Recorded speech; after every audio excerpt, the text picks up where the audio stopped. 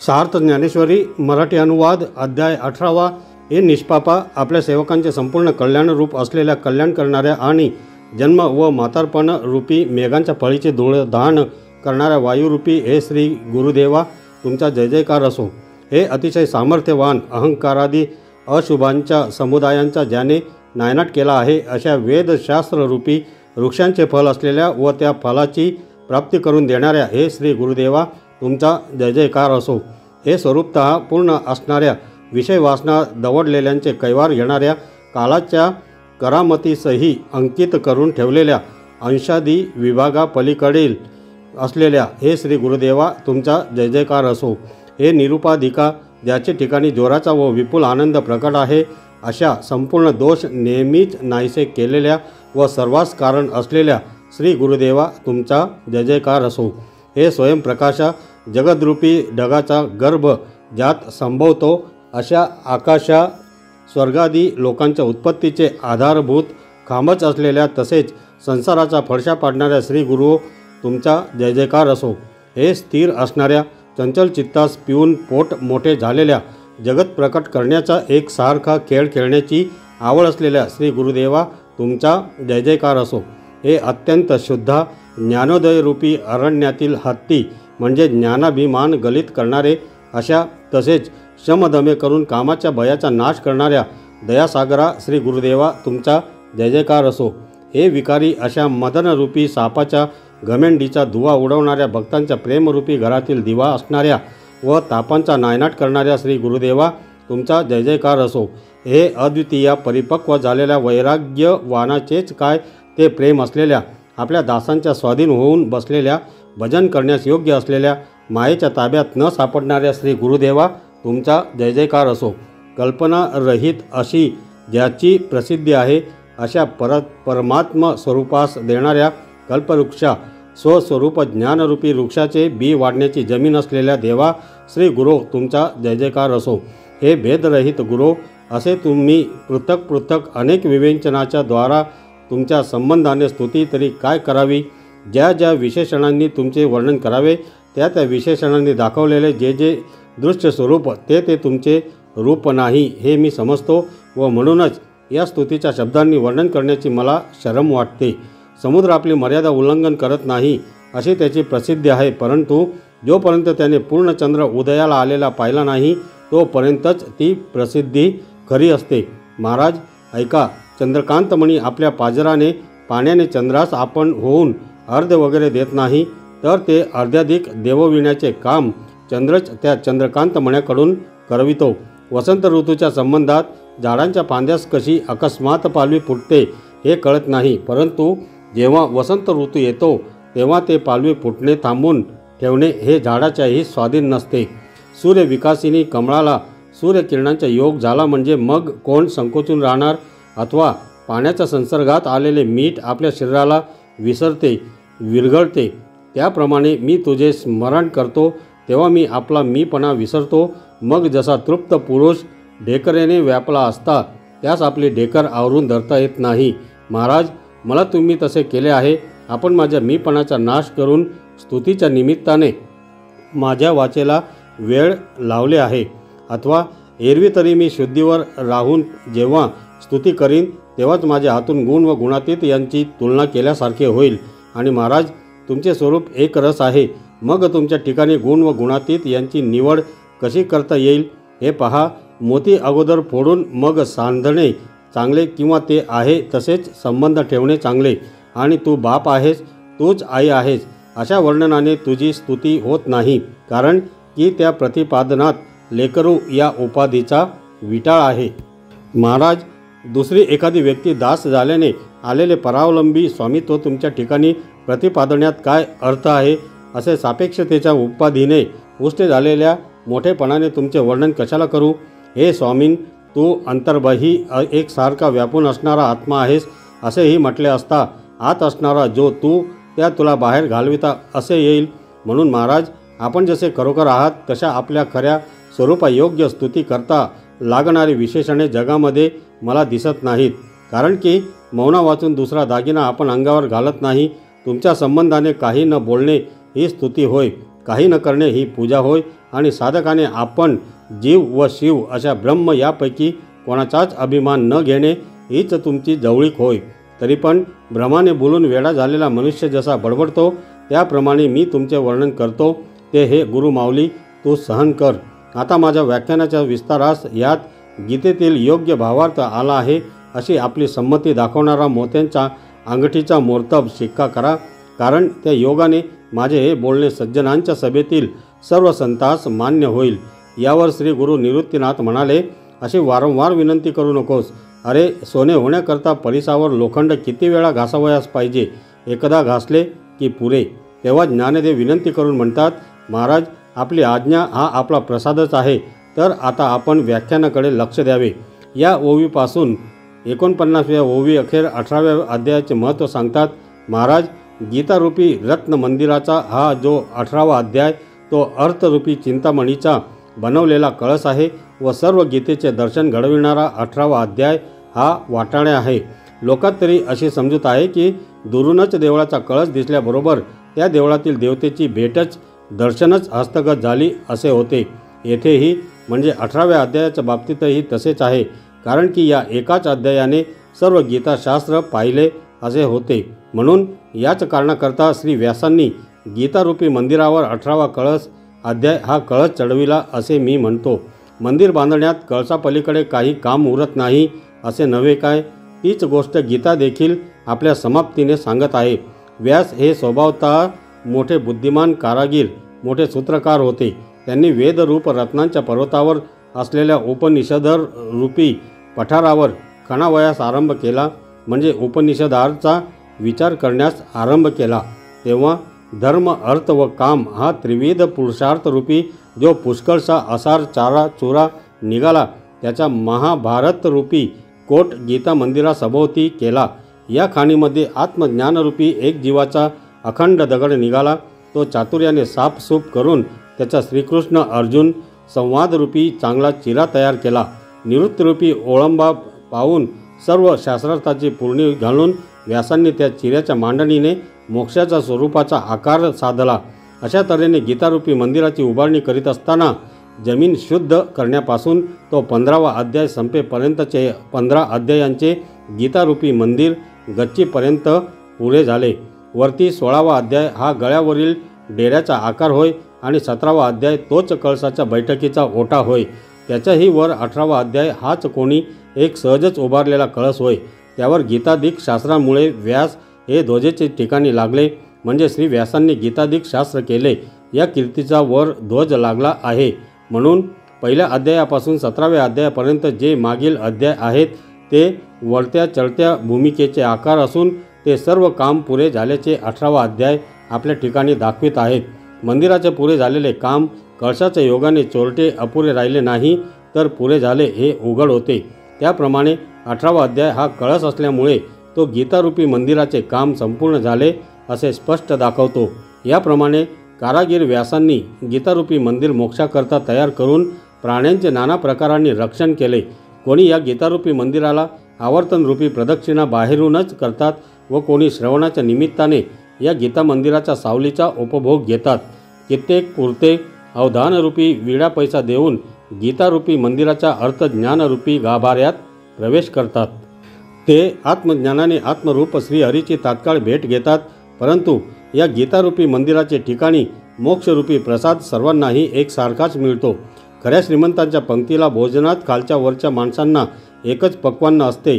त्याप्रमाणे या गीतेच्या श्रवणाने अर्थज्ञानाने व आवर्तनाने मोक्षच मिळतो.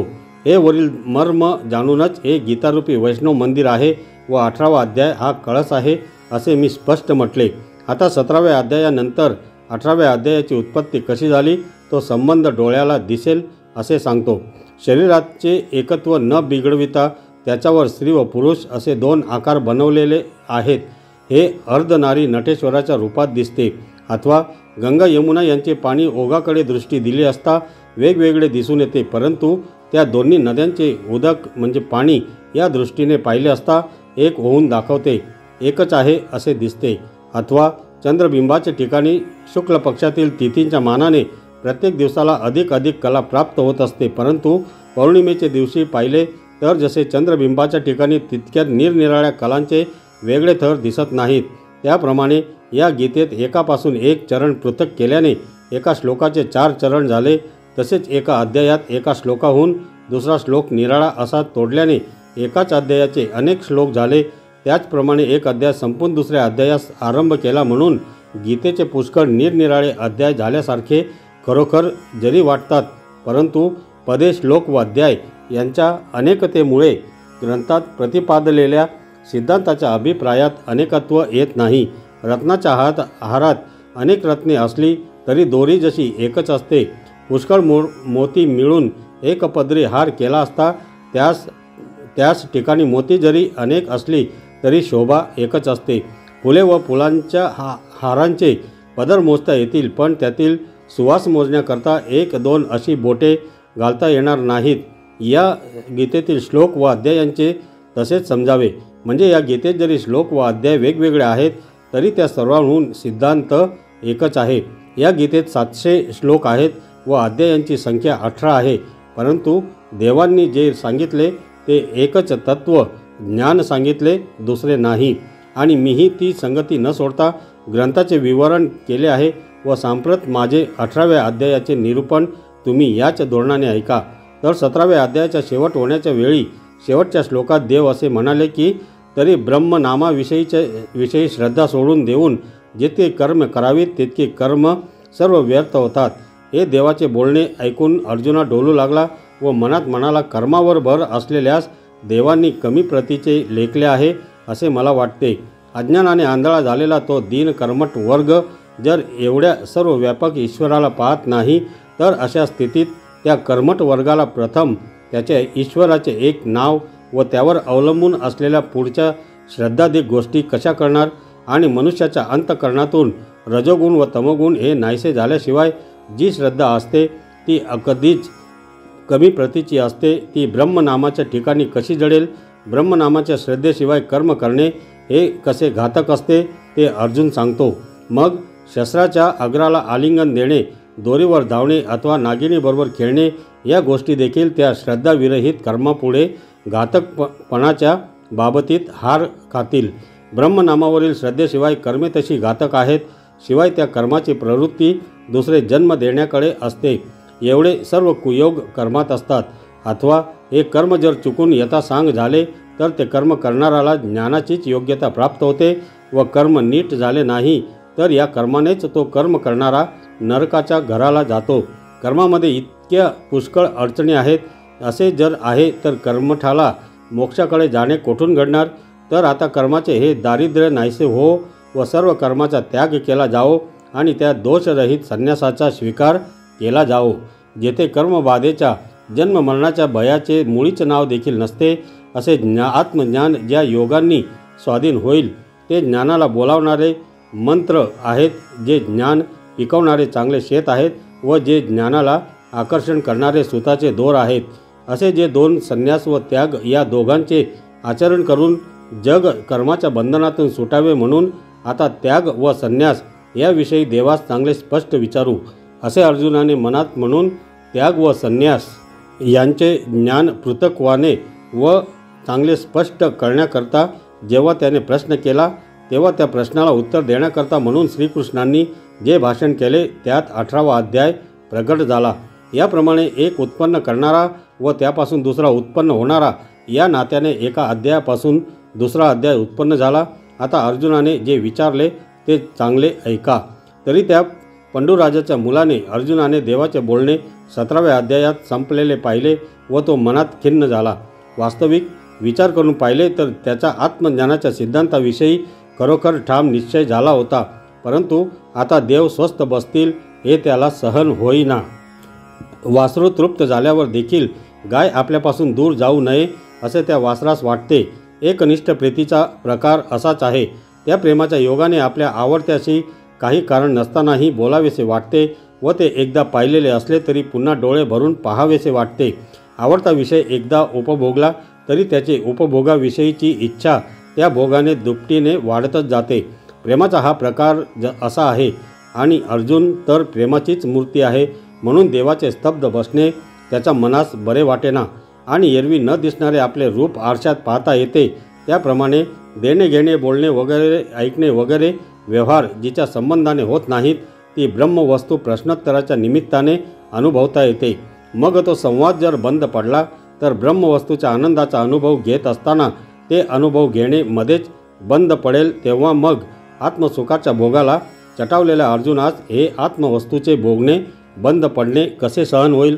याकरता त्याग व संन्यास विचारण्याच्या निमित्ताने ते गीतारूपी वस्त्र अर्जुनाने पुन्हा उलगडावयास लावले. हा 18वा अध्याय नाही तर ही एका अध्यायाची गीताच आहे. ज्या वेळेला वासरूच दूध काढायला लागेल त्या वेळेला पान्हा सोडण्यास गाईस कितीसा वेळ लागेल, त्याप्रमाणे गीता संपण्याच्या वेळी पुन्हा गीता व्याख्यानाचा आरंभ करावयास भाग पाडले. यात काही आश्चर्य नाही, कारण गुरु शिष्यांचा संवाद काय करणार नाही. परंतु तूर्त हे राहू द्या. अर्जुन याप्रमाणे विचारावयास लागला. तो म्हणाला, हे जगाच्या नाथा, माझी विनंती ऐकावी. अर्जुन म्हणाला, हे महाबाहो ऋषिकेशा, केशी निषूदना, संन्यासाचे आणि त्यागाचे तत्त्व पृथक्पणे जाणण्याची माझी इच्छा आहे. अहो महाराज, संन्यास व त्याग या दोन शब्दांचा एकाच अर्थाशी संबंध असल्याचे दिसून येते. संघात आणि संघ या दोन शब्दांनी सारखेच समुदायाचे जसे ज्ञान होते त्याग या शब्दाने, त्याप्रमाणे संन्यास या शब्दाने त्यागच सांगावयाचा आहे, अशी आमच्या मनाची तर ठाम समजूत आहे. अथवा त्याग व संन्यास या दोन शब्दांच्या अर्थात जर काही भेद असेल तर तो देवांनी स्पष्ट करावा. यावर देव म्हणाले, या दोन शब्दांचे अर्थ वेगवेगळे आहेत. एरवी अर्जुना, तुझ्या मनामध्ये त्याग व संन्यास हे दोन्ही एकार्थवाचक आहेत असे वाटले व एका दृष्टीने हे मीही खरे मानतो. खरोखर त्याग व संन्यास या दोन शब्दांनी निश्चय करून त्यागच म्हटला जातो, परंतु यांच्या अर्थात खिन्नता असण्याचे कारण इतकेच आहे. अर्जुना, मुळी कर्मच करावयाचे नाही. या कर्माच्या त्यागाला संन्यास असे म्हणावे आणि कर्म करून त्या कर्माचे जे केवळ फळ टाकणे त्याला त्याग म्हणावे. परंतु कोणत्या कर्माचे फळ टाकावयाचे व कोणते कर्म मुळीच करावयाचे नाही हे आम्ही स्पष्ट सांगतो. तू लक्ष दे. तरी रानात व डोंगरात आपोआप भिकार वाईट झाडे उत्पन्न होतात, त्याप्रमाणे चांगल्या बागा व भाताची पिके सहज उगवत नाहीत. ज्याप्रमाणे न पेरता गवत जिकडे तिकडे आपोआप उगवते, त्याप्रमाणे साळी आपोआप उगवत नाहीत. साळीच्या पिकास पेरणी व राब ही लागतात. अथवा ज्याप्रमाणे शरीराचे अवयव स्वाभाविकच असतात, परंतु दागिने प्रयत्नाने मुद्दाम घडवून तयार करावे लागतात. नदीचा ओघ स्वाभाविक झालेला असतो, परंतु विहीर मुद्दाम खणून तयार करावी लागते. त्याप्रमाणे नित्य स्नान संध्यादिक कर्म व नैमित्तिक श्राद्ध करणे वगैरे कर्म ही कर्मे स्वाभाविक रीतीने वेदाज्ञेप्रमाणे होत असतात, परंतु जे काम्य कर्म असते ते मात्र फलाची इच्छा न करता होत नाही. श्री भगवान म्हणाले, श्रीकृष्ण म्हणाले, काम्यकर्माचा त्याग म्हणजेच संन्यास होय असे ज्ञात्यांचे मत आहे. सर्व कर्माचा फलाचा त्याग म्हणजे त्याग होय असे ज्ञाते म्हणतात. ज्या काम्यकर्माची उभारणी होण्याकरता फलांच्या इच्छांचा समुदाय कारण असतो व ज्या काम्यकर्मात प्रसिद्ध अश्वमेधाधिक यज्ञ आहेत, ज्या काम्यकर्मात बारव, आड, बगीचा वगैरे परोपकारार्थ तयार करतात व जमिनी, गाव वगैरे ब्राह्मणास इनाम करून देतात व मोठाले गाव वसवतात, याशिवाय अनेक प्रकारच्या व्रतांचे पसारे, अशी ही सर्व इष्ट व पूर्त कर्मे होत. त्यांचा उगम केवळ एक फलेच्छेवर अवलंबून असतो व त्या काम्यकर्माचे आचरण आपले फळ कर्मकर्त्यास अगदी बांधून बळेच भोगावयास लावते. अर्जुना, ज्याप्रमाणे देहरूप गावास आल्यावर जन्ममरणाचे सोहळे भोगण्यास नाही म्हणता येत नाही, अथवा ब्रह्मदेवाने कपाळी जे लिहिलेले असते ते जसे काही केले असता पुसता येत नाही, अथवा कितीही धुतले तरी काळेपणा अथवा गोरेपणा नाहीसा होत नाही, ज्याप्रमाणे कर्ज फेडले नाही तर त्यापासून जशी सुटका होत नाही, त्याप्रमाणे फलेच्छेने केलेले कर्म फल भोगविण्याकरता धरणे घेऊन बसते. अथवा अर्जुना, फलेच्छाई न करता जर सहजच काम्यकर्म घडेल तर ज्याप्रमाणे लढाईच्या जागी समरांगणात गेले असता युद्ध न करता विनाकारण बाण लागतो, गुळ आहे असे न समजून तो तोंडात घातला असता तो जसा आपल्या गोडीचा अनुभव करून देतो, अथवा राखोंडी असे समजून जरी अग्नीवर पाय दिला तरी तो जसा चटका देतोच, जाणून अथवा न जाणून केलेल्या कर्माचे फळ अवश्य भोगावयास लावणे हे एक काम्यकर्मामध्ये स्वाभाविक सामर्थ्य आहे. म्हणून काम्यकर्माचे ठिकाणी मुमुक्षुने आवड ठेवू नये. फार काय सांगावे अर्जुना. पोटात गेलेले विष जसे वांतीचे औषध देऊन वांतीचे औषध घेऊन ओकून टाकावे, त्याप्रमाणे जे काम्यकर्म आहे त्याचा साधकांनी त्याग करावा. मग त्या त्यागाची या जगतामध्ये अंतरंगी सर्व द्रष्टे लोक साधू संन्यास या सदरात गणना करतात. भय समूळ नाहीसे करणे म्हणजे भयाचे मूळ जे द्रव्य त्याचा त्याग करणे. त्याप्रमाणे हे काम्यकर्म टाकणे म्हणजे फलेच्छेलाच मुळासकट उपटणे होय. आणि चंद्र व सूर्य यांची ग्रहणे येऊन ती पार्वण नावाची श्राद्धे करण्याचे प्रसंग आणतात. अथवा आईबापांच्या मरणाने निश्चित झालेले श्राद्धाचे जे दिवस अथवा अतिथी जेव्हा येतो तेव्हा त्याचे जे आदरातिथ्य करावे लागते, ते अशा वेळी जे करावे लागते ते नैमित्तिक कर्म समजावे. ज्याप्रमाणे वर्षा ऋतू आला की आकाशच ढगाच्या रूपाने क्षुब्ध होते, किंवा वसंत ऋतू आला की वनाची शोभा दुप्पट वाढते, अथवा तारुण्यावस्था जशी शरीराला सुशोभित करते, अथवा चंद्रकांतमणी जसा चंद्राच्या योगाने पाझरतो, अथवा सूर्यविकासी कमळे जशी सूर्याच्या योगाने विकास पावतात, यावरील दृष्टांतात जे मुळात असते तेच विस्ताराला पावते, दुसरे बाहेरून कोठून येत नाही. त्याप्रमाणे जे नित्यकर्म असते त्यालाच काही कारणाचे नियम प्राप्त झाले असता ते नित्यकर्म वाढते व त्या योगाने त्याला नैमित्तिक कर्म असे नाव येते. आणि जे कर्म सकाळी 2 प्रहरी व संध्याकाळी आणि ते देखील दररोज करावे लागते, यावरून ते अधिक आहे असे वाटेल. परंतु डोळ्यातील दृष्टी जशी डोळ्याला केव्हाही अधिक होत नाही, अथवा गती बाहेरून कोठून संपादन न करता ती जशी पायात स्वाभाविक आहे, अथवा दिव्याच्या ज्योतीमध्ये प्रकाश जसा स्वाभाविक आहे, चंदनाला सुगंधाची पुटे न देता त्याचे अंगी सुवास जसा स्वाभाविक आहे, नित्यकर्माच्या अधिकाराचे त्याप्रमाणेच स्वरूप आहे. अर्जुना, लोकांमध्ये नित्यकर्म जे म्हणतात ते हे समज. याप्रमाणे तुला नित्य व नैमित्तिक अशी दोन्ही कर्माची स्वरूपे सांगितली. हेच नित्य नैमित्तिक कर्म वर्णाश्रम धर्मानुरूप करणे भागच असल्यामुळे कित्येक लोक निष्फल आहे असे प्रतिपादण्याचा प्रयत्न करतात. परंतु तृप्ती प्राप्त होणे व भूक जाणे ही भोजनाच्या जशी अंगभूत आहेत, त्याप्रमाणे नित्य नैमित्तिक कर्मे ही सर्व अंगांनी फलद्रूप आहेत. हिणकस सोने अग्नीत पडले असता त्यातील मळ नाहीसा होतो आणि रंग कस वाढतो, त्यासारखे या नित्य नैमित्तिक कर्माचे फल आहे असे समजावे. कारण की असलेले दोष जळून जातात व आपल्या अधिकाराला योग्यतेला चांगला उजाळा चढतो. त्यामुळे तो नित्य नैमित्तिक कर्म करणारा ताबडतोब सद्गतीला प्राप्त होतो. नित्य नैमित्तिक कर्माच्या ठिकाणी इतके भारी फल आहे, परंतु मूळ नक्षत्रावर जन्मलेल्या मुलाचा जसा त्याग करावयाचा असतो तसे ते फळ टाकणे जरूर आहे. वसंत ऋतू येतो तेव्हा संबंध वेलीला फळे येतात व आंब्याच्या झाडास नवीन पालवी फुटते, परंतु वसंत ऋतू त्यास नुसता हातही न लावता जसा ते टाकून जातो, त्याप्रमाणे कर्माची मर्यादा न सोडता नित्य नैमित्तिक कर्माकडे लक्ष द्यावे. नंतर त्या कर्माचे सर्व फल ओकारीसारखे मानावे. अशा या कर्मफल त्यागाला जाणते पुरुष त्याग असे म्हणतात. याप्रमाणे तुला त्याग व संन्यास ऐकवले आहेत. असा हा संन्यास जेव्हा हातून घडतो तेव्हा काम्यकर्माची पीडा होऊ शकत नाही व निषिद्ध कर्म तर शास्त्राने निषिद्ध केल्यामुळे सहजच टाकले गेले आहे. आणि नित्य नैमित्तिक जे कर्म आहे ते या फलत्यागाने नाहीसे होते. ते कसे तर मस्तक तोडून टाकल्याने बाकीच्या शरीराचा जसा सहजच नाश होतो, मग धान्यास पीक आल्यावर जसे ते वाळून जाते, त्याप्रमाणे कर्म मात्र नाहीसे झाल्यावर त्या पुरुषाला आत्मज्ञान आपोआप शोधित येते. अशा रीतीने हे दोन्ही त्याग व संन्यास आचरणात आले असता ते आत्मज्ञानाच्या ठिकाणी पट्टाभिषेक करतात. अथवा ही कर्मत्यागाची हातवटी जर चुकली व मग अनुमानानेच त्याग जर केला तर त्याग तर होत नाही, पण उलट असा त्याग करणारा मात्र अधिक गुंताळ्यात पडतो. रोगाची परीक्षा न होता जे औषध घेतले जाते ते रोग्याला बरे न करता उलटे विषासारखे मारक मात्र होते. अथवा भुकेच्या वेळी जर अन्नाचा आदर केला नाही तर भूक मारणार नाही काय. म्हणून त्याग करण्यास जे योग्य नाही तेथे त्यागाचा उपयोग करू नये व जे त्याग करण्यास योग्य आहे त्याविषयी इच्छा धरू नये. त्यागाचे वर्म चुकले असता जो त्याग केला जातो त्या सर्व त्यागाचेही ओझे होते. म्हणजे त्या त्यागानेच तो कर्मबंधात पडतो. टाळावयाच्या गोष्टीस सर्व वेळी तोंड देणारे वैराग्यशील पुरुष अशा गोष्टींकडे बघतही नाहीत. म्हणजे निषिद्ध कर्माकडे वळतही नाहीत. कर्म दोषवत बंधक म्हणून त्याज्य होय से कित्येक पंडित सांगतात. यज्ञ दान तप हे कर्म त्याज्य नाही असे दुसरे कोणी सांगतात. कित्येकास फलाची इच्छा केल्या वाचून राहत नाही. ते सांख्य शास्त्रकर्त्या कपिलाचे अनुयायी लोक कर्माला बंधनकारक असे म्हणतात. त्यास जग हसले म्हणजे तो जगाला भांडखोर म्हणतो.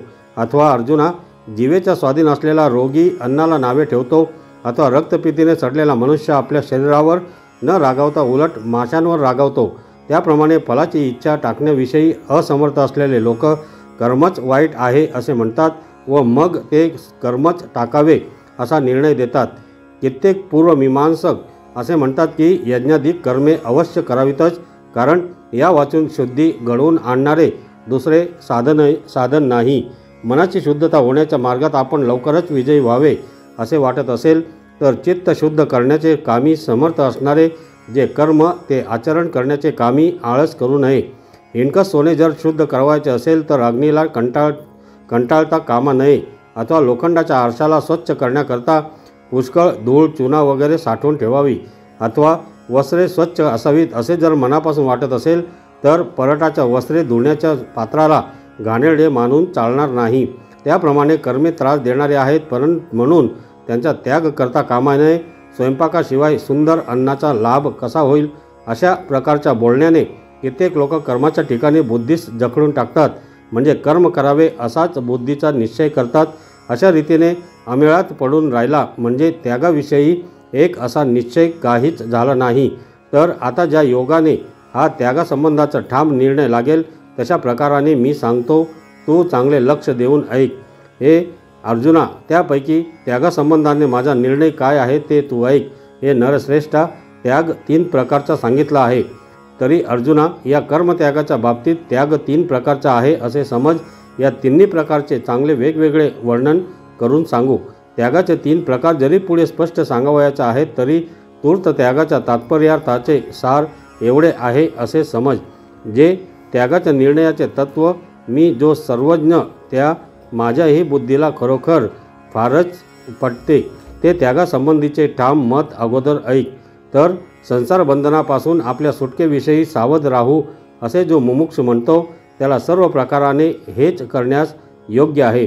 यज्ञ दान तप हे कर्म त्याज्य नाही, ते केलेच पाहिजे. कारण यज्ञ दान व तप ही फलेच्छा टाकून करणाऱ्यांना चित्त शुद्ध करणारे आहेत. ते हे की यज्ञ दान तप वगैरे ही जी आवश्यक कर्मे आहेत ती कर्मे टाकू नयेत.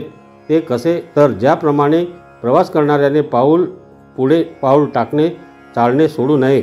हरवलेली वस्तू जोपर्यंत दिसली नाही तोपर्यंत तिचा माग टाकू नये. अथवा तृप्ती झाली नाही तोपर्यंत वाढलेले ताट ज्याप्रमाणे पलीकडे सारू नये. नदीच्या किनाऱ्याला न पोहोचता जसा होडीचा त्याग करू नये. अथवा केळीला फळे येण्याच्या अगोदर जशी ती टाकू नये. किंवा आपली ठेवलेली वस्तू दिसली नाही तोपर्यंत दिव्याचा त्याग करू नये. त्याप्रमाणे जोपर्यंत आत्मज्ञानाविषयी पक्का निश्चय झाला नाही तोपर्यंत यज्ञाधिक कर्माविषयी उदासीन होऊ नये. ती टाकू तर नयेत, पण आपल्या अधिकाराप्रमाणेच ती यज्ञ दान तप वगैरे कर्मे अधिक दक्षतेने आचरावीत. कारण की चालणे जसे जलद होईल तसा तो चालण्याचा वेग बसण्याकरता विश्रांतीकरताच कारण होतो. त्याचप्रमाणे कर्माचरणाचा भर निष्कर्म्य स्थितीला पोचण्याकरता असतो. एखादा रोगी मनुष्य औषध घेण्याचा जसजसा अधिक नियम करील तसतसा त्या औषधाच्या सेवनामुळे रोग नाहीसा होईल. त्याप्रमाणे जेव्हा कर्मे योग्य हातोटीने जलद केली जातात तेव्हा चित्तावरचे रजोगुण व तमोगुण चंचलता व पापवासना साप नाहीसे होतात. अथवा हिणकस सोन्याला वरचे वर क्षाराची पुटे देणे जेव्हा घडते तेव्हा त्यातील हिणकस भाग लवकर नाहीसा होतो व ते सोने निर्दोष होते. त्याप्रमाणे आस्थापूर्वक केलेले कर्म चित्तावरील रजतम नाहीसे करून अंतःकरण शुद्धीचे ठिकाण प्रत्यक्ष अनुभवाला आणते. अर्जुना, म्हणून अंतःकरण शुद्धीची इच्छा करण्यास कर्म ही तीर्थाच्या बरोबरीला येतात. तीर्थाच्या योगाने बाहेरील शरीरावरील मळ धुतला जातो व कर्माने चित्तशुद्धी होते. त्याप्रमाणे सत्कर्म हीच पवित्र तीर्थे आहेत असे समज. तहानेने पिडलेल्या मनुष्यास मारवाडच्या निर्जल प्रदेशात जळईबरोबर अमृताची वृष्टी व्हावी किंवा आंधळ्याच्या सोयीकरता त्याच्या डोळ्यात प्रत्यक्ष सूर्यच येऊन प्रगट व्हावा नदीत बुडणाऱ्याचे रक्षण करण्याकरता नदीच जशी धावून यावी अथवा पडणारा विषयी जसा पृथ्वीसच कळवळा यावा किंवा मरणाऱ्याला मृत्यूनेच आयुष्य वाढवून द्यावे। अर्जुना, मारक जे विष ते रसायन रूपाने दिले असता मरत असलेल्या मनुष्याला जसे वाचवते, त्याप्रमाणे बांधणारी जी कर्मे त्या कर्मांनीच मुमुक्षांना कर्मबंधनापासून सोडवले जाते। अर्जुना, त्याप्रमाणे कर्मे जरी सामान्यतः बंधच निर्माण करणारी असतात तरी कर्म करण्याची एक हातवटी ठरलेली आहे। त्या हातवटीने केलेली कर्मे सोडविण्याला मुक्त करणाऱ्याला कारणीभूत होतात। अर्जुना, ज्या हातवटीने कर्म केली असता कर्मच कर्माला नाहीसे करते ती चांगली हातवटी आता तुला सांगू। मात्र हे पार्था, ही कर्मे आसक्ती, कर्तृत्व, मद आणि फलेच्छा सोडून केली पाहिजेत असा हे पार्था माझा निश्चित व उत्तम निरोप आहे। तर पंचमहायज्ञादी कर्मे बिनचूक हातून घडली असताही कर्तेपणाचा ताठा अंगामध्ये मुळीच राहत नाही। जो मोलाने तीर्थयात्रेला जातो त्याला मी यात्रा करतो आहे असा मोठेपणा नसतो, म्हणून त्याच्या अंतःकरणात आनंद होत नाही। अथवा आपल्या राजाच्या शिक्क्याच्या जोरावर जो एकटाच कोणी नोकर दुसऱ्या राजाशी लढतो त्याच्या मनात मी त्या राजास जिंकणारा असा अभिमान येत नाही। जो दुसऱ्याच्या कासेला लागून तरून जातो त्याला मी पोहणारा आहे असा गर्व राहत नाही। अथवा यजमानाच्या तर्फे दानधर्म करणारा उपाध्याय मी दान करणारा असा गर्व मिरवत नाही। त्याप्रमाणे कर्माच्या अभिमानाने येणारे जे कर्तृत्व ते आपल्याकडे न घेता योग्य काळी सर्व कर्म येतील अशी करून संपवावीत। आणि अर्जुना, केलेल्या कर्माच्या ठिकाणी ही फलाची प्राप्ती असते, त्या फलाच्या प्राप्तीकडे इच्छेला वळू देऊ नये। अर्जुना, आरंभीच फळाची आशा सोडून कर्माचा आरंभ करावा। ते कसे? तर ज्याप्रमाणे दुसऱ्याच्या मुलाकडे दाई ज्या निर्हेतुक दृष्टीने पाहते त्याप्रमाणे पिंपळाच्या आशेने जसे पिंपळाला पाणी घातले जात नाही त्याप्रमाणे फलाची आशा टाकून कर्मे करावीत। ज्याप्रमाणे गुराखी दुधाचा ध्यास सोडून गावातील गायी सांभाळतो, फार काय सांगावे, कर्मफलाचे ठिकाणी तसे करावे। कर्माच्या फलाच्या ठिकाणी लोभ न धरता कर्मे करावीत। अशा युक्तीने जे कर्म घडते त्या कर्माचे आचरण करणारास आपल्या आत्मस्वरूपाचा लाभ होतो। म्हणून फलाचा संबंध इच्छा सोडून व देहाचा अहंकार टाकून कर्मे करावीत। हा माझा सर्वांना चांगला निरोप आहे। जो जीव संसारबंधाने दुःख पावला आहे व जो आपल्या मुक्ततेविषयी खटपट करीत आहे त्याने या सांगितलेल्या गोष्टींशिवाय दुसरे काही करू नये असे वारंवार सांगितले आहे। नित्यकर्माचा संन्यास करणे योग्य नाही। मोहाने केलेल्या त्याच्या त्यागास तामस त्याग असे म्हणतात। अथवा अंधारात दिसत नाही म्हणून त्या रागाने डोळ्यात जशी नखे खुपसावीत त्याप्रमाणे कर्माच्या द्वेषाने जो सर्व कर्म टाकतो त्याचे जे हे कर्म टाकण्याचे कृत्य ते तामस आहे असे मी म्हणतो। अर्धशिशीच्या रागाने जसे डोकेच तोडावे तसे ते हे करणे आहे। अरे अर्जुना, रस्ता अवघड असला तर तो रस्ता पाय चालून संपवतील, ते सोडून रस्त्याच्या अपराधामुळे पायच तोडावेत काय?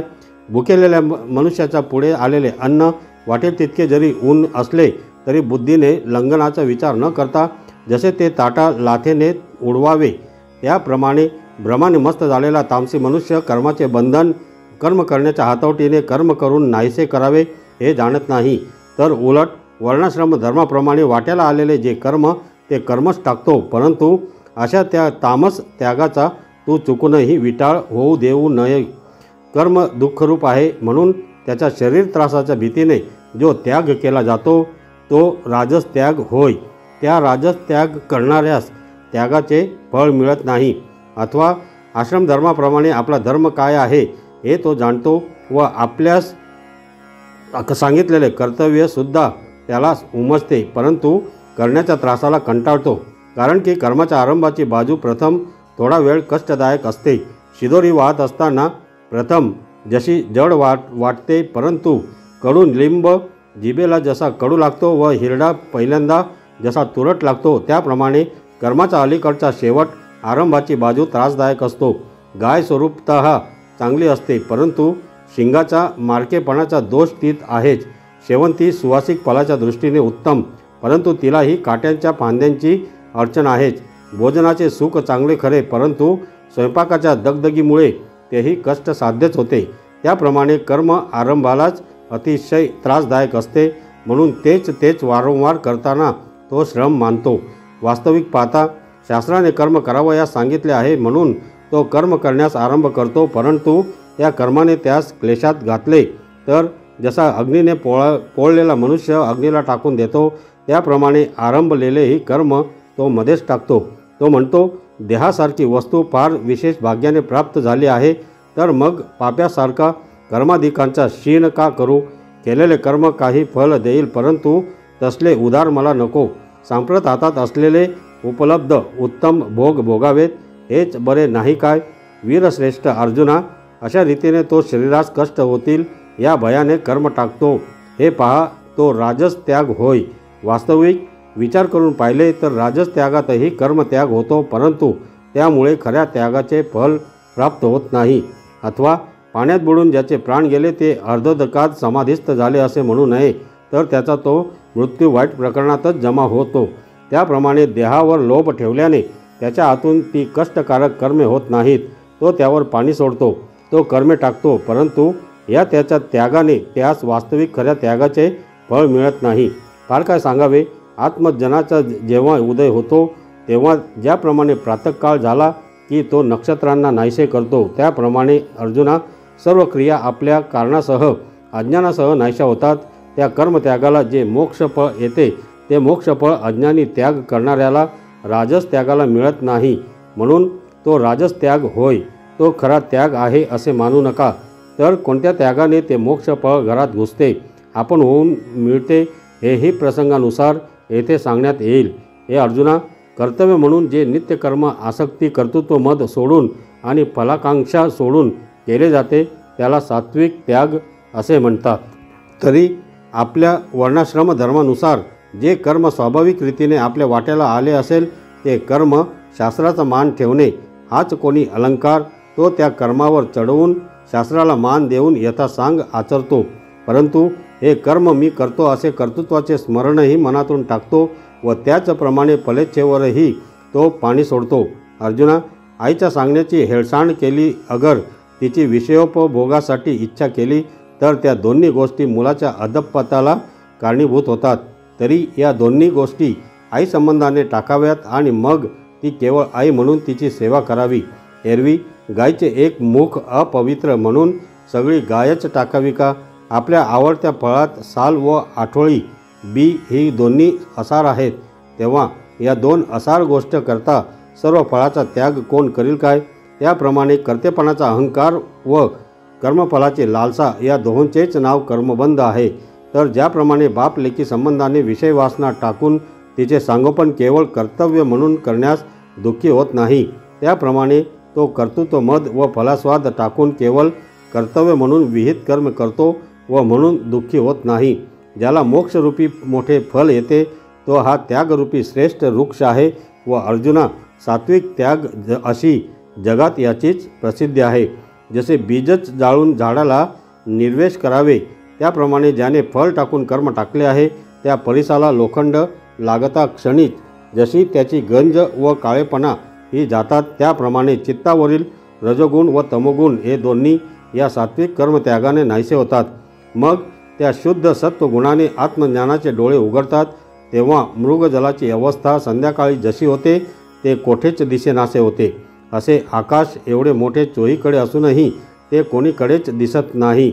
बुद्धिमान संशय दूर झालेला आणि सात्विक त्यागाने युक्त असलेला त्यागी अशुभ कर्माचा द्वेष करीत नाही व शुभ कर्माचे ठिकाणी आसक्त होत नाही। म्हणून प्रारब्ध कर्माच्या बळाने बरी वाईट कर्मे प्राप्त झाली असता ती आकाशाचे अंगी जसे ढग विरून जातात, त्याप्रमाणे अर्जुना त्याच्या दृष्टीने कर्म ब्रह्मरूप झालेली असतात, म्हणून तो सुखदुःखाच्या योगाने हर्ष विषादाला पावत नाही। त्याने शुभ कर्म जाणावे व मग ते आनंदाने करावे अथवा अशुभ कर्म जाणावे व मग त्या अशुभ कर्माचा द्वेष करावा ना।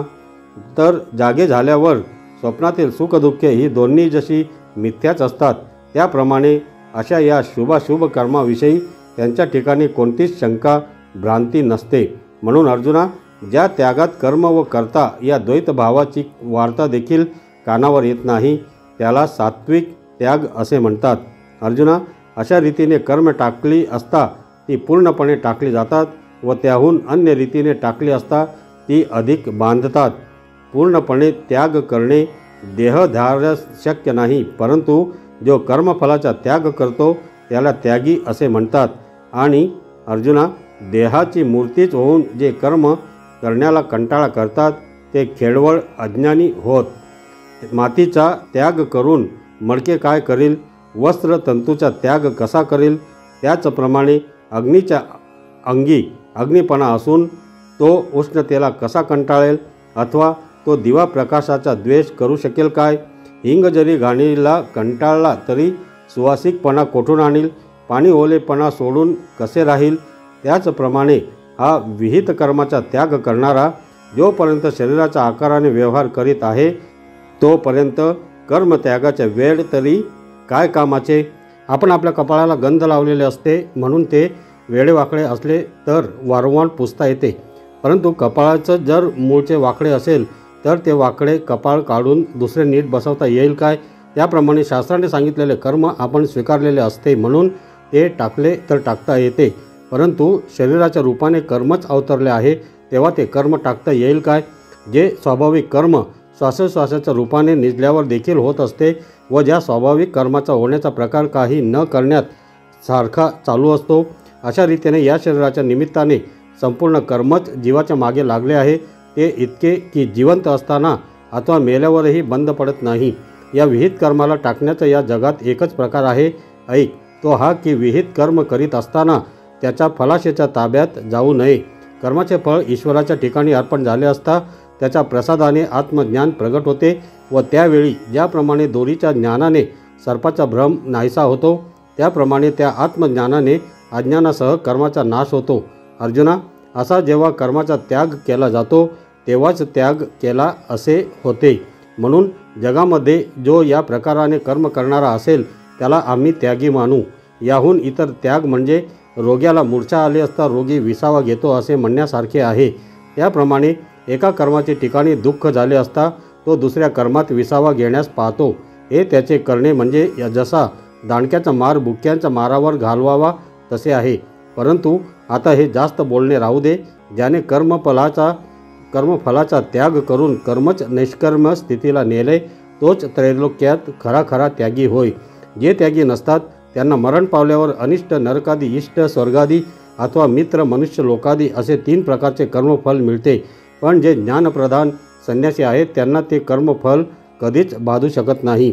अर्जुना, वास्तविक विचार करून पाहिले तर जे कर्मफलाची आशा सोडितच नाहीत तेच या 3 प्रकारच्या कर्माच्या फलाला भोगावयास पात्र होतात. आपणच मुलीला जन्म देऊन कन्यादानाच्या वेळी ही मुलगी आता माझ्या मालकीची नाही असे बाप म्हणतो. कन्यादानाच्या वेळी असे म्हणून तो मुलीला जन्म देणारा बाप तिच्या मायापाशातून मुक्त होतो व दान घेणारा जावई आपले म्हणून तिला पत्करल्यामुळे मायापाशात अडकतो. जे विषयाच्या शेतांचीही लागवड करतात ते त्यातील माल विकून त्या नफ्यावर सुखाने जगतात आणि दुसरे जे पैसे खर्च करून ते विष, अफू वगैरे विकत घेतात ते मरतात. त्याप्रमाणे कर्तृत्व अहंकाराने कोणी कर्म करो अथवा कर्तृत्व अहंकार व फलाशा सोडून कर्म करो, तथापि त्या दोघांचंही नुसते केवळ कर्मच बद्ध करू शकत नाही. रस्त्यावरील पिकलेल्या आम्रवृक्षाच्या फळाची जो इच्छा करेल त्याचे ते फळ असते, म्हणजे त्यास ते फळ बंधनकारक होते. परंतु 3 प्रकारचे कर्म करून जो फळाची आशा ठेवीत नाही तो जगाच्या घडामोडीत सापडत नाही, कारण की त्रिविध जग हे सर्व कर्माचे फल आहे. देव, मनुष्य व स्थावर या सर्वांना जगडंबर असे म्हणतात आणि हे 3 प्रकार तर मूर्तिमंत कर्मफलच आहे. तेच कर्मफल एक अनिष्ट आहे, एक ते केवळ इष्ट आहे व एक इष्टानिष्ट असे मिश्र आहे. असे 3 प्रकारचे कर्मफल आहे. परंतु जे विषयासक्त बुद्धीने स्वैराचार अंगवळणी पडून निषिद्ध अशा वाईट कर्मात प्रवृत्त होतात तेव्हा त्या पुरुषास जंत, किडे व मातीचे ढेकूळ असे हे वाईट देह प्राप्त होतात. त्यास अनिष्ट कर्माचे फळ म्हणावे. अथवा स्वधर्माला मान देऊन जे पुण्यकर्म केले जाते हे अर्जुना, तेव्हा इंद्रादी देवांचे देह प्राप्त होतात. त्या कर्मफलाला इष्ट कर्मफल अशी प्रसिद्धी आहे. आणि गोड व आंबट यांचे जेथे मिश्रण होते तेथे आंबट व गोड या दोन्ही रसाहून वेगळा पण या दोन्हीला स्वादाने मागे टाकणारा असा भिन्न रुचीचा तिसराच रस उत्पन्न होतो. जसे योग मार्गात योगाभ्यासाने रेचक वाहणारा वायूच थांबवला की तोच त्याहून उलट स्वभावाच्या कुंभकास वायूच्या निश्चलतेस कारणीभूत होतो, तसेच सत्य व असत्य यांची रसभेसळ झाली असता म्हणजे असत्यास जिंकून तिसरेच अनिर्वचनीय निर्माण होते. म्हणून पुण्यकारक व पापकारक कर्मे सारख्या प्रमाणात मिळून जे आचरण होते त्या योगाने मनुष्यपणा प्राप्त होतो ते मिश्र फल होय. याप्रमाणे 3 प्रकारच्या रीतीने जगामध्ये कर्मफळ मांडलेले आहे आणि जे भोगाच्या आशेत सापडलेले आहेत त्यास हे कर्मफल सोडित नाही. जिभेचे स्वाद घेणे जसजसे वाढत जाते तसतसे गोड वाटते, परंतु शेवटी त्याचा परिणाम म्हणजे अजीर्ण होऊन मरणाची बिनचूक प्राप्ती हा होय. जेथपर्यंत अरण्य लागले नाही तेथपर्यंत संभावित चोरांची मैत्री चांगली व जोपर्यंत वेश्येचा अंगस्पर्श झाला नाही तोपर्यंतच वेश्या चांगली. त्याप्रमाणे शरीराने कर्मे करीत असताना मोठेपणाची भरभराट होते, नंतर मरणाच्या वेळी त्यास केलेल्या कर्माची फळे एकदम प्राप्त होतात. समर्थ असून सावकार आहे आणि तो मुदतीला पैसे मागवयास आला तर तो जसा पैसे घेतल्याशिवाय जात नाही त्याप्रमाणे प्राण्यास कर्मफलाचा भोग भोगल्याशिवाय सुटका नाही. मग कणसातून बी पडते, त्या बीजाला अंकुर फुटल्यावर त्याला कणीस येते, पुन्हा त्या कणसातील दाणे जमिनीवर पडतात, पुन्हा त्या दाण्यांपासून कणसे उत्पन्न होतात. त्याप्रमाणे मागील कर्मफल भोगीत असताना जी कर्मे होतात ती आणखी दुसऱ्या कर्मफलांना उत्पन्न करीत राहतात. चालू लागले की एक पाय जसा दुसऱ्या पायाला जिंकून पुढे जात असतो, उताराची होडी ज्या काठाला लागून थांबेल तो काठ तिला अलीकडील काठ होय, कारण तिला पुन्हा दुसऱ्या तीराकडे जावयाचे असते. त्याप्रमाणे कर्मफलाच्या भोगाच्या प्रयासापासून केव्हाच सुटका होत नाही. अर्जुना, कर्मफल व त्यास उत्पन्न करणारे कर्म या परंपरेच्या रूपाने कर्मफलाच्या भोगाची वाढच होत राहते. याप्रमाणे कर्मफलाची आशा न सोडल्यास जन्ममरणाचे चक्र आपल्या फेऱ्यात गुरफटून घेते. एरवी जाईच्या फुलाचे उमलणे म्हणजेच जसे त्या फुलाचे सुकणे होय, त्याप्रमाणे ज्यांना फलाशा टाकून कर्म करून फलभोगाच्या दृष्टीने कर्म केली नाहीत असे केले.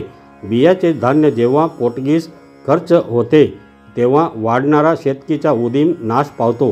त्याप्रमाणे कर्मफलाचा त्याग करून ज्यांनी कर्माचे काम फलाची वाढ संपवून टाकले आहे तेव्हा त्यांना अंतःकरण शुद्धतेचे सहाय्य मिळून त्यावर श्री गुरूंच्या कृपेचा अमृतमय वर्षाव झाला, म्हणजे भरभराटीस आलेल्या बोधाच्या जोरावर भेदामुळे उत्पन्न होणारी दीनता पारच हटते.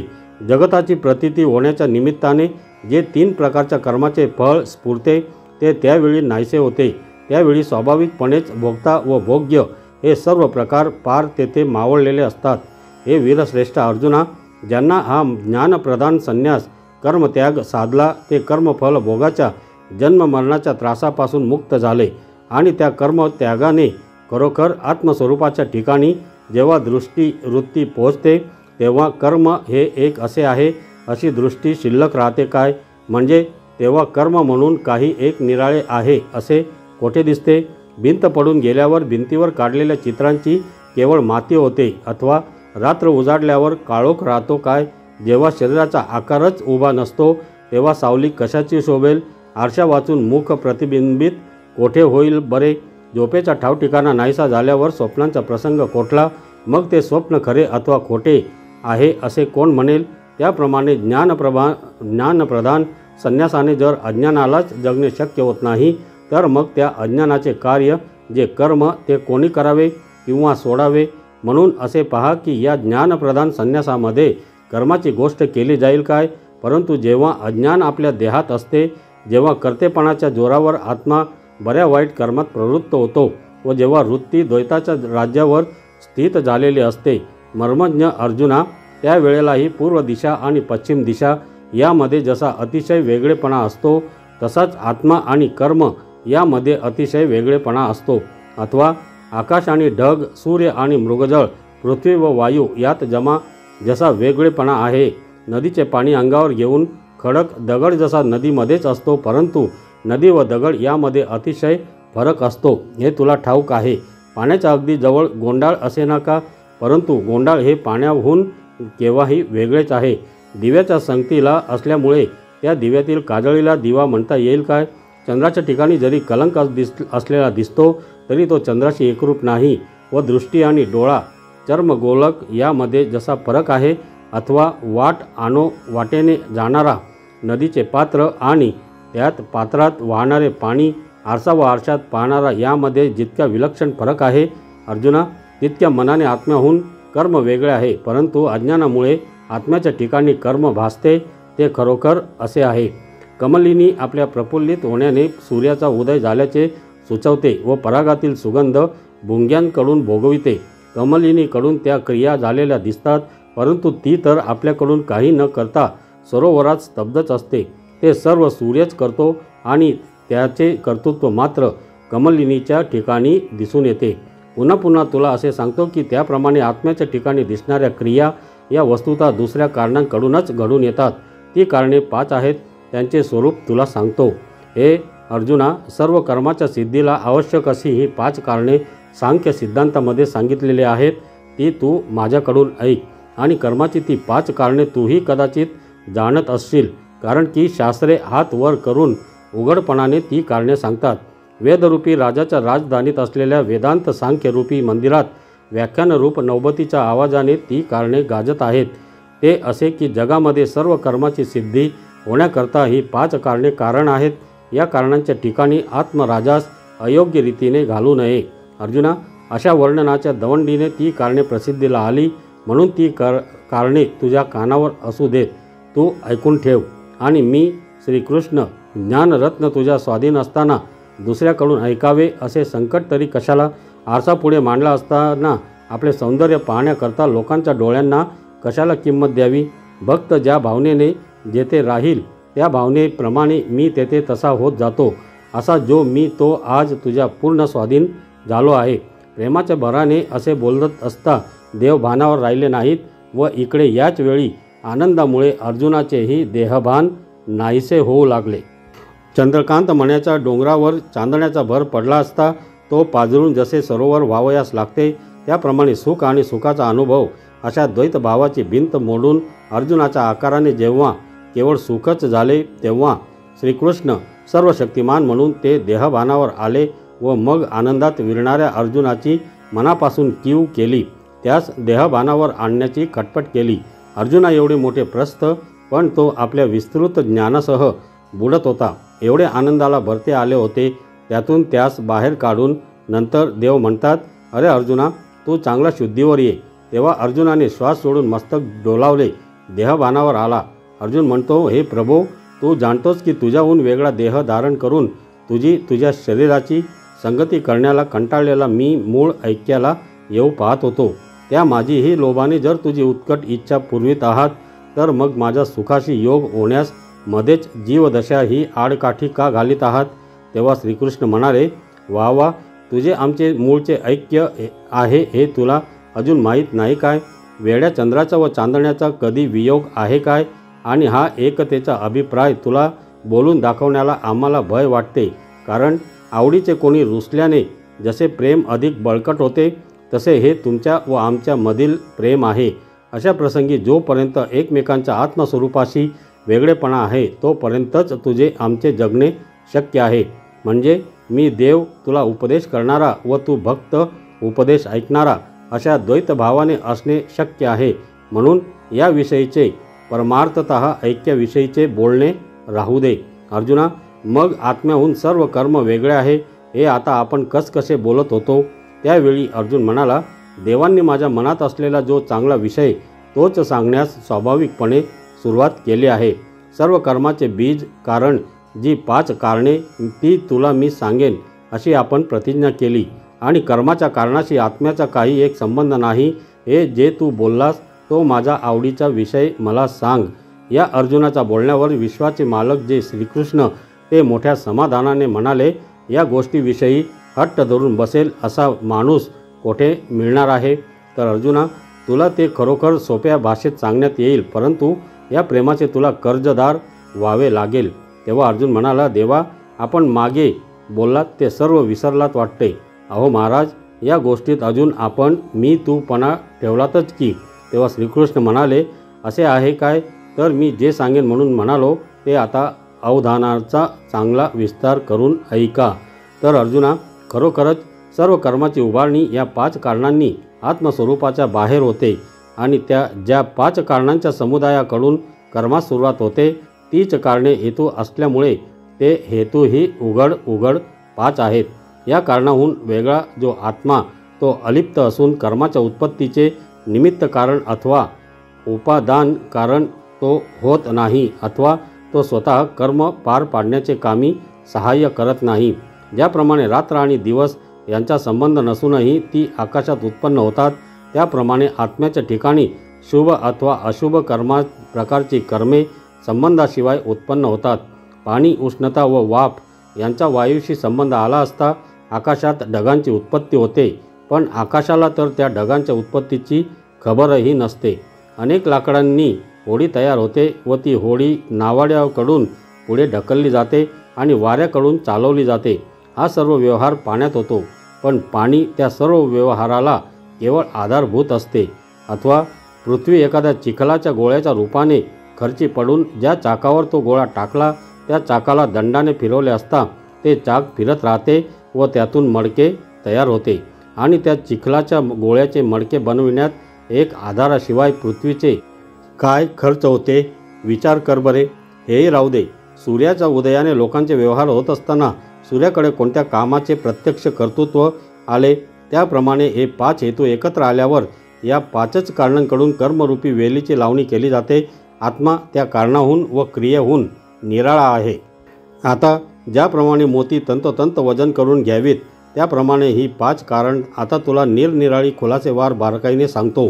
शरीर, जीव, निरनिराळ्या प्रकारची इंद्रिये, प्राणापानदिकांचे निरनिराळे व्यापार आणि 5वे कारण म्हणजे इंद्रियांची अधिष्ठात्री देवता ह्या होत। त्या मोत्यांच्या वजनाच्या बारकाईप्रमाणे कर्माची कारणे ज्यांच्या त्यांच्या लक्षणास धरून सांगतो ती ऐक। आता या 5 कारणापैकी देह हे पहिले कारण आहे असे माझे म्हणणे आहे। या देहाला अधिष्ठान असे म्हणतात। याचे कारण एवढेच की भोगता जो जीव तो आपल्या सुख दुःखादी भोगांसह येथे या देहात राहतो। इंद्रियरूपी 10 हातांनी रात्रंदिवस श्रम करून जी सुखदुःखे प्रकृतीकडून मिळवली जातात, ती सुखदुःखे भोगण्याकरता देहाशिवाय जीवाला दुसरी जागाच नाही, म्हणून देहास अधिष्ठान म्हणतात। 24 तत्वरूपी कुटुंबाच्या राहण्याचे देह हे घर आहे आणि या देहात बंध मोक्षाची गुंतागुंत उलगडली जाते।